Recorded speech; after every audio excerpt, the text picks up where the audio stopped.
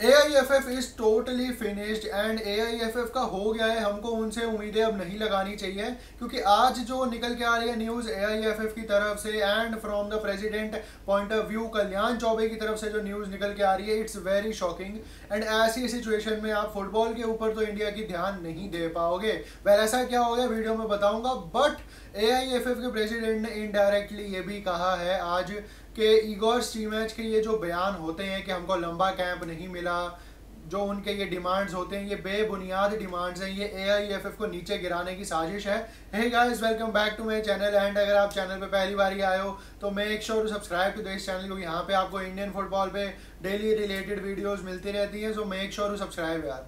So AIFF Indian football is absolute cinema. जो हम देख रहे हैं पिछले 8-10 दिनों में, वो किसी सिनेमा से कम नहीं है, किसी मूवी से कम नहीं है वो। एंड जो न्यूज़ निकल के आ रही है वो ये निकल के आ रही है कि कल्याण चौबे वेस्ट बंगाल से इलेक्शन लड़ने जा रहे हैं बीजेपी की तरफ से। एंड बीजेपी ने उनको मानिकतला कॉन्स्टिट्यूएंसी से खड़ा करा है बाय जो इलेक्शंस आ रहे हैं अभी वेस्ट बंगाल के, उसमें मानिकतला से खड़े होंगे कल्याण चौबे एंड कॉन्टेस्ट करेंगे इलेक्शंस वो। अब मुझे बात ये नहीं समझ आ रही कि एक इंसान प्रेसिडेंट भी है AIFF का, IOC जो इंडियन ओलंपिक कमेटी है उसका भी हिस्सा है कल्याण चौबे, एंड बीजेपी का भी हिस्सा है, इलेक्शंस भी लड़ रहे हैं। तो कैसे हमारी फुटबॉल के ऊपर ध्यान दिया जाएगा? आई रियली डोंट नो कि एक बंदा अगर 3-4-5 काम कर रहा है तो वो फिर थोड़ा थोड़ा ही हर तरफ ध्यान दे पाएगा। एंड इंडियन फुटबॉल इसमें श्योरली निगलेक्ट होगी, क्योंकि अगर आप देखो इलेक्शन लड़ना आज की डेट में बहुत बड़ी बात है, IOC के मेंबर बने रहना आज की डेट में बहुत बड़ी बात है। एंड IOC के ऊपर अब काफ़ी बड़ा दारोमदार भी है, क्योंकि अगले महीने ओलंपिक्स भी हैं, तो eyes will be on IOC as well. And यहाँ पे सबसे एक पिछड़ी हुई चीज़ कौन सी है इन तीनों में से? Of course it is the presidentship of AIFF, क्योंकि जितने पचड़े चल रहे हैं इस वक्त AIFF में, ये बहुत ही अच्छी उनको एक टिकट मिल चुकी है वेस्ट बंगाल से, जहाँ पे वो सारे सवाल जो उनसे पूछे जा रहे थे कल्याण चौबे से बरी हो जाएंगे। अब वो और ज़्यादा भागेंगे अपने इन सवालों से जो उनसे पूछे जा रहे थे regarding Shaji Prabhakaran, AIFF technical committee, Igor Stimac, Indian football team, इससे जो रिलेटेड क्वेश्चंस पूछे जा रहे थे कल्याण चौबे से। अब वो मुक्त हो चुके हैं, क्योंकि अब उनका ध्यान शिफ्ट हो चुका है वेस्ट बंगाल में जो इलेक्शंस उन्होंने इलेक्शंस लड़ने हैं। तो आई रियली डोंट नो कि यहाँ पे AIFF अब बचेगी भी या नहीं बचेगी। मतलब देखा जाए तो बिना बैकबोन के AIFF अब काम करेगी। हालांकि यस, प्रेसिडेंट का काम सिर्फ साइन करना होता है डॉक्यूमेंट्स पे, जो भी नई नई चीज़ें AIFF टेक्निकल कमेटी अनाउंस करती है उसको पढ़ना एंड उस पर साइन करना होता है, बट वो काम भी कल्याण चौबे से ठीक तरह से नहीं होता है। एंड अभी तक हमें समझ नहीं आ रहा है कि इगोर स्टीमैच के जो कॉन्ट्रैक्चुअल डिटेल्स है वो इतने ज़्यादा मुश्किल क्यों है, कॉन्ट्रैक्ट उनका टर्मिनेशन क्लॉज क्यों नहीं है। कल्याण चौबे कहते हैं कि टेक्निकल कमेटी ने ये क्लॉज हटाया है, उन्होंने तैयार करा था कॉन्ट्रैक्ट, उन्होंने एक्सटेंड करा है कॉन्ट्रैक्ट। टेक्निकल कमेटी कहती है कि शाहजी प्रभाकरन का इसमें हाथ है। Well it's a whole mess in AIFF right now. And अब तो प्रेसिडेंट भी सिर्फ नाम के रह जाएंगे अगले 1-2 महीने के लिए।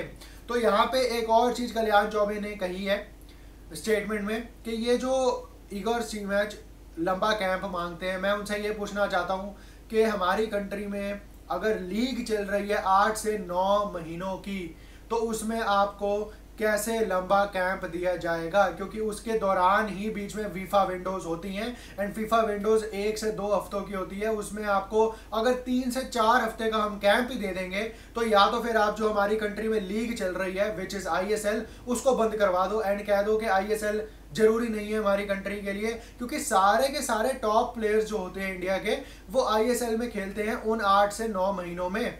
तो उसके दौरान वो अपनी टीम्स को छोड़ के अगर आप चाहते हो कि नेशनल टीम में आके 3-4 हफ्ते के लिए प्रिपेयर होना चाहें, वो 3-4 हफ्ते का उनको कैंप दिया जाए, तो this is really not possible. And ये AIFF को फंसाने की साजिश करी जा रही है इगोर स्टीमैच की तरफ से। ये जो उनके डिमांड्स है, बेबुनियाद डिमांड्स है ये उनकी, इतना बड़ा कैंप उनको क्या किसी भी और नेशनल टीम के कोच को नहीं मिलता है, क्योंकि फीफा विंडो काफ़ी लिमिटेड टाइम की होती है, तो उसमें आप 1-आध हफ्ते का ही नेशनल कैंप दे सकते हो। बट स्टिल हमने 3 हफ्ते का इस बार उनको कैंप दिया था कतर के अगेंस्ट एंड रिजल्ट्स हमारे सामने हैं। तो इस बात से तो मैं सहमत हूँ कल्याण चौबे की कि बड़ा कैंप नहीं मिलता है अमूमन चाहे आप कोई भी कंट्री को देख लो, कोई भी अगर आप कॉन्टिनेंट को देखो, तो इतने बड़े बड़े कैंप 3-4 हफ्ते के हर बारी हर फीफा इंटरनेशनल विंडो में नहीं मिलते हैं कोचेस को।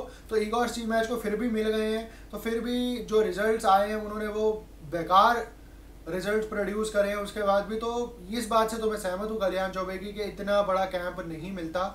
एंड अगर आपको चाहिए लंबा कैंप, तो फिर आपको अपनी लीग जो है वो बंद करवानी पड़ेगी, which is not the right solution. तो यहाँ पे अब AIFF की, इगोर स्टीमैच की, शाहजी प्रभाकरन की क्या खिचड़ी पक रही है, टेक्निकल कमेटी भी बीच में इन्वॉल्व है। It's a saga which will take ample amount of time, and इसमें 1 से 2 महीने, 2 से 3 महीने भी खिंच जाएंगे। ये जो पूरा सागा चल रहा है, कौन कल्परेट है वो हमें नहीं पता चल पा रहा, क्योंकि सब तरफ से ही थोड़ी थोड़ी गलती है। AIFF की भी थोड़ी सी गलती है, अगर मैं बात करूं टेक्निकल कमेटी की, कल्याण चौबे की, शाहजी प्रभाकरन की, IM विजयन की, उन सब की भी कलेक्टिव गलती है। इगोर स्टीमैच की भी कलेक्टिव गलती है।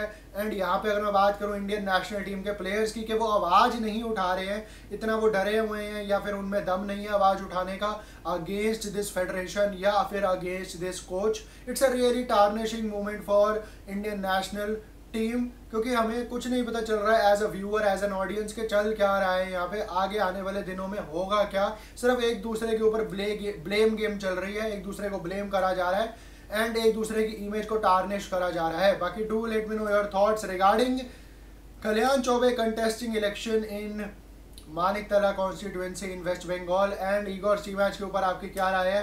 तो do let me know your thoughts. तो यही थी आज की वीडियो। अगर आपको पसंद आई हो तो लाइक, शेयर एंड सब्सक्राइब जरूर कर देना। Till then peace out, bye.